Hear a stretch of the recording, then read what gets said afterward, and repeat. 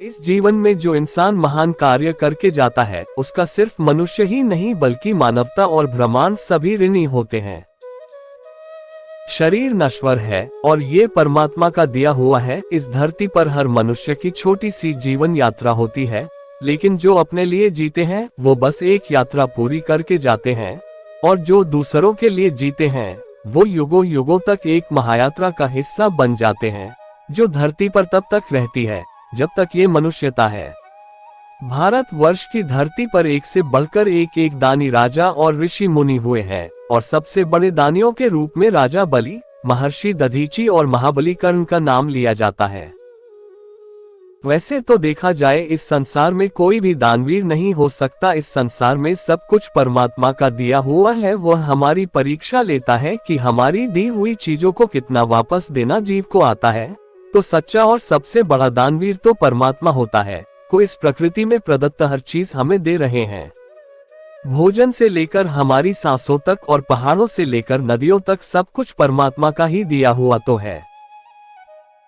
वैसे तो हर किसी का दान अपने आप में बहुत महत्वपूर्ण होता है और किसी की तुलना नहीं करना चाहिए, मगर इन तीनों में से तुलना की जाए तो सब अपनी अपनी जगह पर परिस्थितियों के हिसाब से सबसे बड़े दानवीर हैं।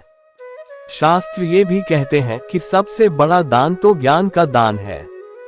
जो मनुष्य ज्ञान का दान करता है वह सबसे बड़ा महादान है। जब जब संसार में दानवीरों की चर्चा होती है तब राजा शिवी, हरिश्चंद्र, कर्ण, बलि और दधीची का नाम आदर के साथ लिया जाता है। महाराज बलि ने भगवान वामन के मांगने पर पृथ्वी, आकाश, पाताल और स्वयं तक को दान में समर्पित कर दिया। इसलिए उन्हें भगवान वामन ने चिरंजीव होने का वरदान भी दिया।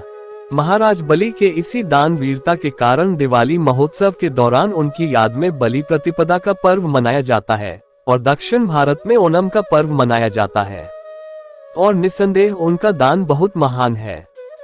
वहीं कर्ण का दान अलग है। आवश्यक वस्तुओं का दान सभी अपनी सुविधा के अनुसार करते हैं, ये कम और ज्यादा भी हो सकता है।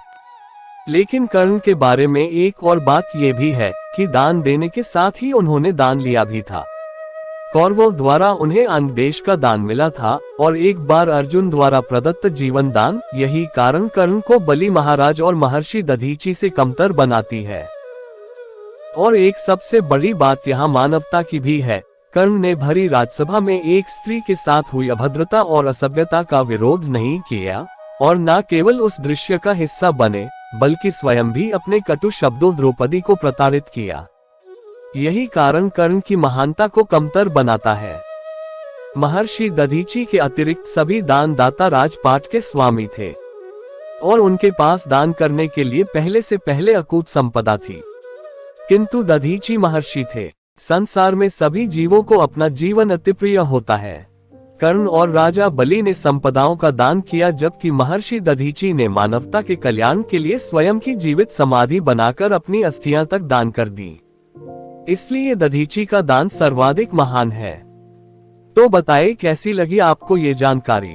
अगर पसंद आया हो तो एक लाइक और प्लीज चैनल को सब्सक्राइब जरूर करें। बहुत मेहनत से बनाए हैं ये video. Please subscribe and support my channel.